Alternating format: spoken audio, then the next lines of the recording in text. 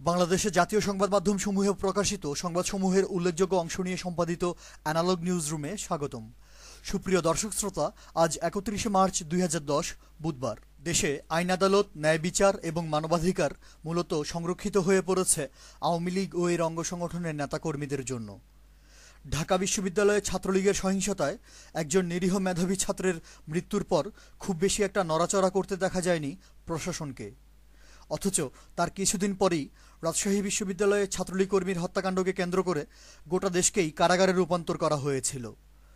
মাস দেড়েকের ব্যবধানে এবার চট্টগ্রাম বিশ্ববিদ্যালয়ে সরকার বিরোধী একটি ছাত্র সংগঠনের আরও একজন কর্মীর মর্মান্তিক হত্যাকাণ্ডে আওয়ামীপন্থী প্রশাসন এবং সরকারের ভূমিকা রহস্যজনক নীরব।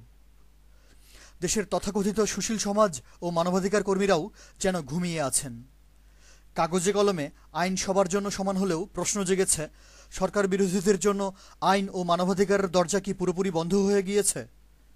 চট্টগ্রাম বিশ্ববিদ্যালয়ে সরকার বিরোধী ছাত্র সংগঠন কর্মীর নৃশংস হত্যাকাণ্ডে অনেকটা রক্ষণশীল ভূমিকায় সংবাদ করেছে আজকের প্রায় সবগুলো পত্রিকাই। আওয়ামী লীগ ক্যাডাররা ঝিনাইদহের হরিণাকুণ্ডুতে বিএনপির যুগ্ম সম্পাদক একজন জনপ্রিয় নেতাকে মধ্যযুগীয় কায়দায় ধারালো অস্ত্র দিয়ে কুপিয়ে হত্যা করার মর্মান্তিক সংবাদ ছেপেছে আমার দেশ, সমকাল ও নয়াদিগন্ত। সারা দেশে পানির জন্য চলছে হাহাকার। দেশটা যেন পরিণত হয়েছে কারবালায়। জ্বালানি গ্যাসের তীব্র সংকটে থমকে পড়েছে জনজীবন। শিল্প উৎপাদন বন্ধ, সিএনজি গ্যাসের অভাবে চলছে না গাড়ির চাকাও। বিদ্যুৎ বিপর্যয়ে বেসামাল গোটা দেশ। চরম দুর্ভোগে এইচএসসি পরীক্ষার্থীরা। বিদ্যুৎ পরিস্থিতি এতটাই নাজুক, হাসপাতালগুলোতে অপারেশন চলছে মোমবাতি ও টর্চ লাইট জ্বালিয়ে। প্রধানমন্ত্রী শেখ হাসিনা দেশবাসীকে বলছেন ধৈর্য ধরে মিতব্যয়ী হতে। চাহিদার সিকিভাগ পূরণ করতে না পারলেও এলজিআরডি মন্ত্রী সৈয়দ আশরাফ বলছেন শতভাগ চাহিদা মেটানো সম্ভব নয়। আওয়ামী লীগের প্রেসিডিয়াম সদস্য ওবায়দুল কাদের অবশ্য ব্যর্থতার দায় স্বীকার করে নিয়েছেন।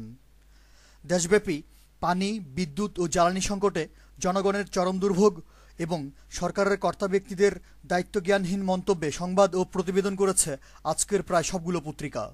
হবিগঞ্জের চুনারুঘাটে বিএনপির স্বাধীনতা দিবসের অনুষ্ঠানে সরকার দলীয় ক্যাডারদের হামলায় বিরোধী দলীয় মহিলা এমপি সহ 10 জন বিএনপি নেতাকর্মী আহত হওয়ার সংবাদ ছেপেছে প্রথম আলো, আমার দেশ ও সমকাল। দিন দিন সাংবাদিক সমাজের উপর ক্ষমতাসীন লোকজনদের ক্ষোভের মাত্রা বেড়েই চলেছে। রাজধানীর মিরপুর ও নোয়াখালীর সোনাইমুড়িতে গণমাধ্যম কর্মীদেরকে প্রাণনাশের হুমকি এবং ঝালকাঠি ও শরীয়তপুরে সমকাল, যুগান্তর, আমার দেশ, নয়াদিগন্ত ও জায়জাদিন পত্রিকার সম্পাদক, প্রকাশক ও সংবাদদাতাদের বিরুদ্ধে আওয়ামী লীগ নেতাকর্মীরা হয়রানিমূলক মামলা দায়ের করার খবর ছেপেছে আজকের অধিকাংশ পত্রিকাই। আওয়ামী যুবলীগ ক্যাডাররা চাঁদপুরের কচুয়ায় সাবেক সফল শিক্ষা প্রতিমন্ত্রী এহসানুল হক মিলনের বাড়িঘর দখল করে তালা ঝুলিয়ে দেওয়ার সংবাদ এবং বগুড়ার শাহজাহানপুরে ক্ষমতাসীন লোকজনদের বেপরোয়া চাঁদাবাজি ও দখলবাজির খবর এসেছে নয়াদিগন্ত, শীর্ষ নিউজ ও যুগান্তরে।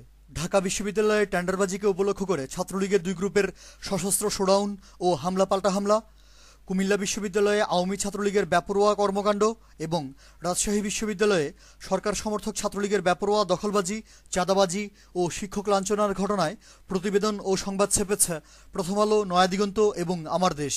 ময়মনসিংহের গৌরীপুরে মহাজোট সরকারের প্রভাবশালী প্রতিমন্ত্রীর উপস্থিতিতে তার লোকজন একটি স্কুলের প্রধান শিক্ষককে শারীরিকভাবে লাঞ্ছিত করার খবর।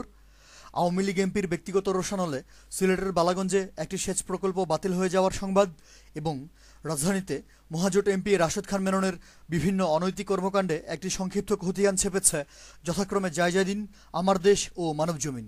নাটোরের সিংড়ায় ক্ষমতাসীন লোকজন সরকারি ভূমি কর্মকর্তাকে বেধড়ক পেটানোর খবর।